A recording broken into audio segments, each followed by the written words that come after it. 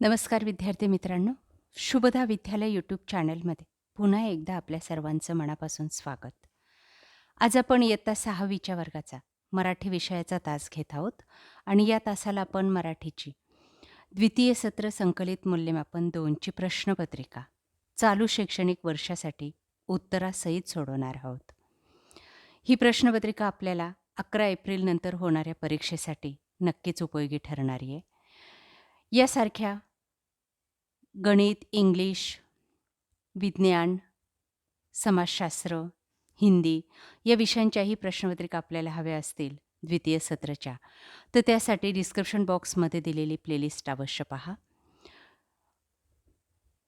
आपल्याला हा व्हिडिओ उपयोगी वाटला तर व्हिडिओला लाईक करा आणि आपल्या चॅनलला सुद्धा सबस्क्राईब करून बेल आयकॉनवर क्लिक करा, म्हणजे नवीन व्हिडिओची नोटिफिकेशन आपल्यापर्यंत सहज पोहोचेल.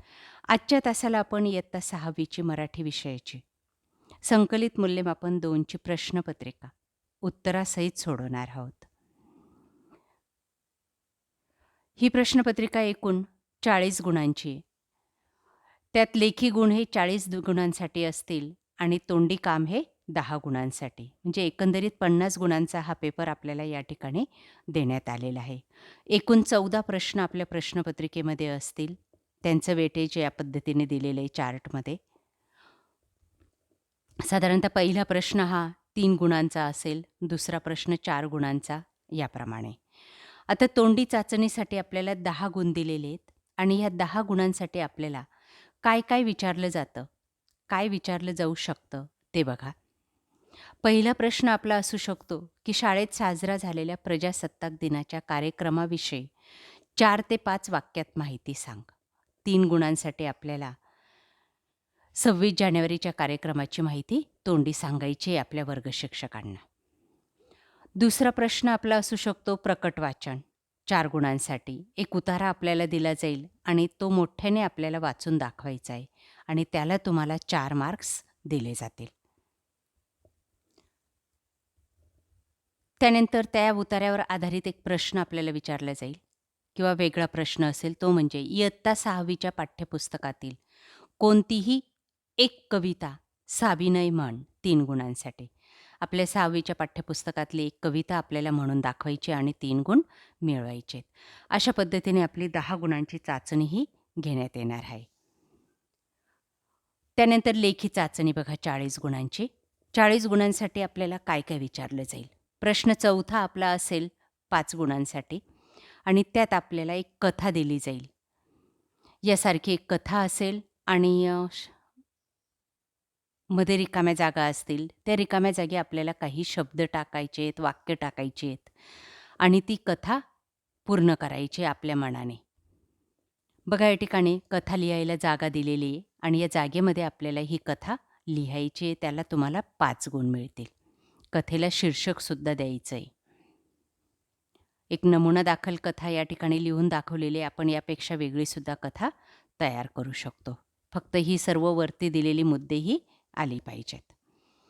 त्यानंतर 5वा प्रश्न आपला असेल 5 गुणांसाठी आणि त्यात आपल्याला एक उतारा दिला जाईल आणि त्या उतार्यावर आधारित विचारलेल्या प्रश्नांची उत्तरं आपल्याला लिहायची आहेत आणि त्याची उत्तरं याच ठिकाणी असतील. बघा आता कुस्तीतील दम हे उत्तर त्या प्रश्नाचं या ठिकाणी शोधून दिलेलं आहे. तशाच पद्धतीने उत्तरं तुम्हाला शोधायची आहेत उतार्यात आणि ती लिहायची आहेत. बघा तो पुढचा उतारा. पायकाटक, कुस्ती, फिनलँड, हेलिसिंग, राजधानी ही सगळी प्रश्नांची उत्तरं आहेत. आपल्या पाठ्यपुस्तकातलाच उतारा आहे. बघा पहिला, खालील आकृती पूर्ण करा. कुस्तीसाठी खाशाबाचे शरीर बळकट होण्याचे कारण आहे. 2 गुणांसाठी प्रश्न आहे. त्याचं कारण आहे शाळेत पळत जाणे आणि अनवाणी पायांनी धावणे. या 2 गोष्टींमुळे खाशाबाचं शरीर हे बळकट झालं. पुढचा आ भाग बघा. 1952 मधील ऑलिम्पिक स्पर्धेत भारताला पहिले पदक मिळाले तो खेळ. तो खेळ आहे कुस्ती. बघा याच ठिकाणी त्याचं उत्तर आहे कुस्ती, पहिलं पदक भारताला. तिसरं ई, 1952 मध्ये ऑलिम्पिक क्रीडा स्पर्धा पार पडल्या. तो देश आहे फिनलँड. बघा मगाशीच मी तुम्हाला या ठिकाणी उत्तर दाखवलं. पुढचं ई भाग. उतार्यास समर्पक शीर्षक दे. उतार्याला शीर्षक आहे खाशाबा जाधव. तुम्ही वेगळं पण देऊ शकतात. क्रीडा स्पर्धा वगैरे सारखं देऊ शकतात. त्यानंतर प्रश्न 6वा बघा. 4 गुणांसाठी आपल्याला येणार आहे आणि त्यामध्ये सुद्धा तुम्हाला एक उतारा दिला जाईल.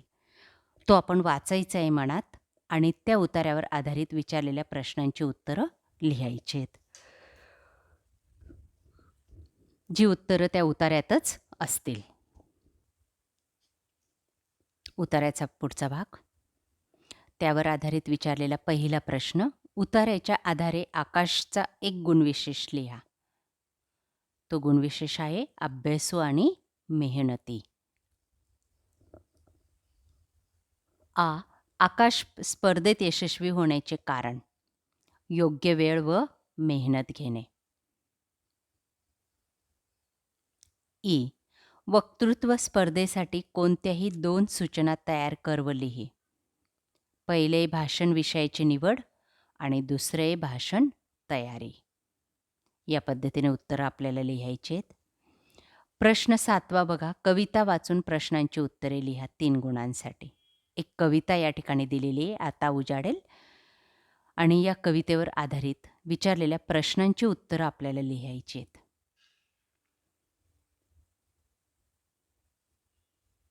पहिलं. पुढील अर्थाच्या कवितेच्या ओळी लिहा. बघा या पद्धतीने हा चार्ट कंप्लीट करा.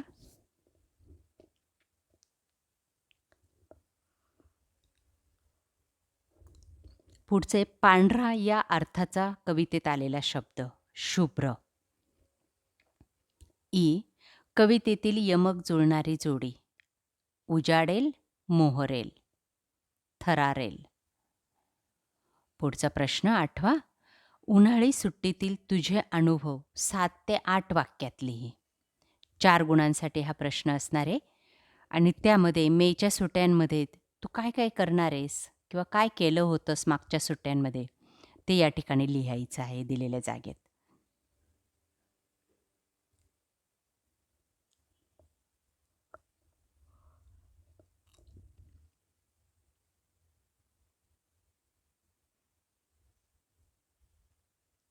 त्यानंतर 9वा प्रश्न. खालील सूचना वाच व दिलेल्या तक्त्यात त्यांचे वर्गीकरण कर. 4 गुणांसाठी आपल्याला ही सूचना वाचायची आहे आणि त्यावर आधारित वर्गीकरण करायचं आहे. एस.टी. स्थानक आणि रुग्णालय.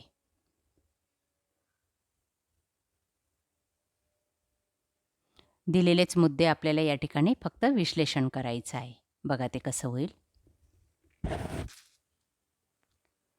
कोणती सूचना बस स्थानकावर असेल, कोणती सूचना रुग्णालयामध्ये म्हणजे दवाखान्यात असते ते आपल्याला नोंद करायचे आणि 4 गुण मिळवायचे आहेत. सोपा प्रश्न आहे. 10वा प्रश्न बघा. खालील वाक्यात योग्य त्या ठिकाणी विरामचिन्हांचा वापर करायचा आहे आणि ते विधान पुन्हा लिहायचे.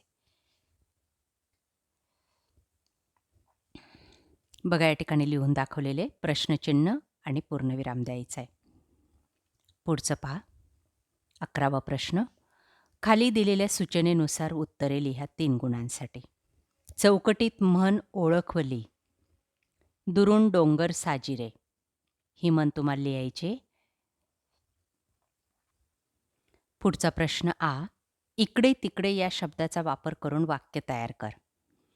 इकडे आड, तिकडे विहीर.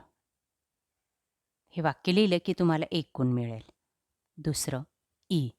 खालील चौकटीतील अक्षरांपासून तयार होणाऱ्या अर्थपूर्ण शब्दांच्या अर्थाचा योग्य पर्याय निवड व लिही. 1 गुणासाठी दिनकर हा पर्याय आहे आणि त्याचा पर्यायी शब्द आहे रवी.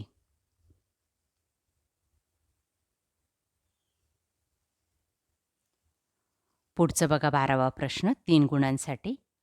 तुझ्या परिसरातील डॉक्टर अथवा शाळेतील शिक्षक यापैकी एका व्यक्तीविषयी 4 ते 6 वाक्यात माहिती लिहा. बघा ती माहिती या पद्धतीने लिहायची आहे.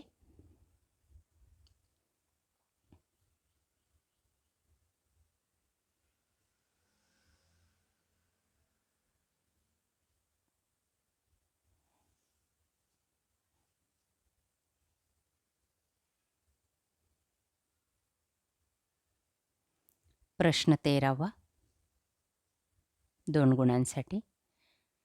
पुढील घटना योग्य व सुसंगत क्रम लावून पुन्हा लिहा.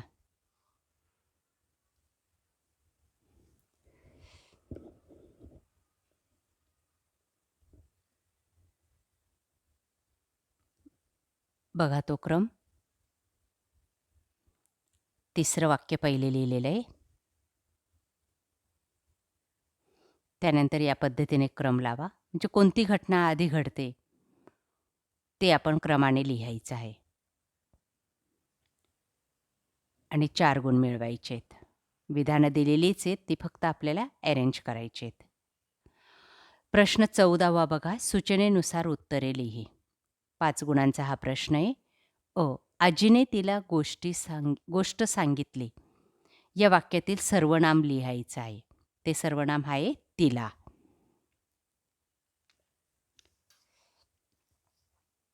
याच्या खाली अंडरलाईन करायची.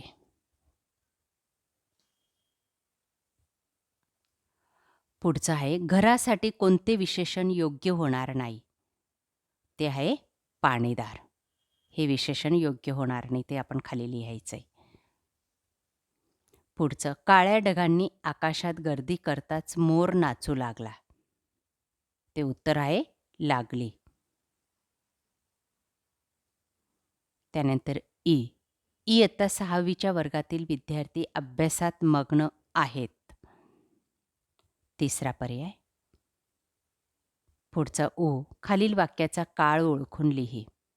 अजय सहलीला जाणार आहे. काळ आहे भविष्यकाळ.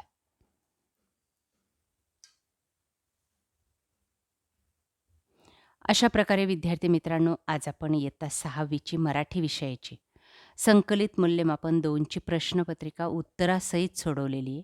आपल्याला ही प्रश्नपत्रिका नक्कीच उपयोगी ठरणारी आहे. यासारखे नवनवीन व्हिडिओ पाहण्यासाठी मित्रांनो, आपल्या चॅनलला सबस्क्राईब करून बेल आयकॉनवर क्लिक करा. थँक्यू.